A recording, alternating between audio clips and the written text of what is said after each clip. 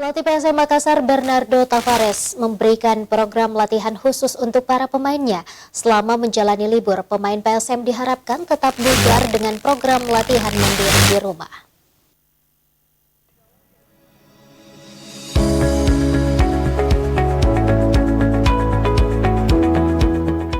Skuad PSM Makassar diliburkan selama sepekan menyambut bulan suci Ramadan dan lanjutan pertandingan Liga 1 yang masih lama. Pelatih PSM Bernardo Tavares mengaku tak mempermasalahkan soal laga yang akan dilanjutkan di bulan Ramadan. Menurut Tavares, dirinya sudah memiliki pengalaman saat melatih di negara Arab. Ia mengimbau kepada seluruh pemainnya untuk disiplin menjalankan program latihan khusus yang diberikan selama menjalani libur, termasuk saat berpuasa. Wiljam Puluin dan kawan-kawan diharapkan tetap bugar dan tetap berlatih mandiri di rumah sebelum tim PSM kembali berkumpul pada akhir Maret mendatang.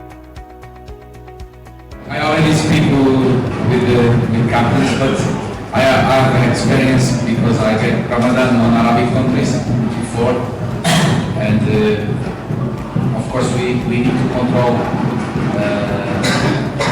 the energy that they spend because they cannot eat and drink as usual. But we're gonna take care on the good way, and it's gonna be in the way that the players can training well, and the rest is going to be also there. It's not going to be a problem about this.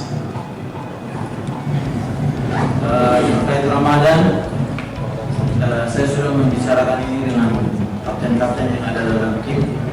Namun sebelumnya juga saya sudah punya pengalaman melatih dan bekerja di klub-klub yang berada di negara-negara dataran Arab sana, dan saya kira kita harus betul-betul mengontrol energi mereka, dan karena mereka tidak bisa makan dan minum dengan cara normal atau punya dengan kebiasaan mereka, saya kira tidak ada masalah dengan itu.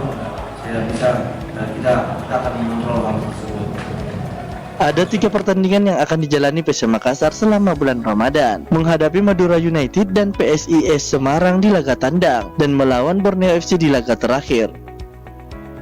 Wahyu Saputra, Celebes TV.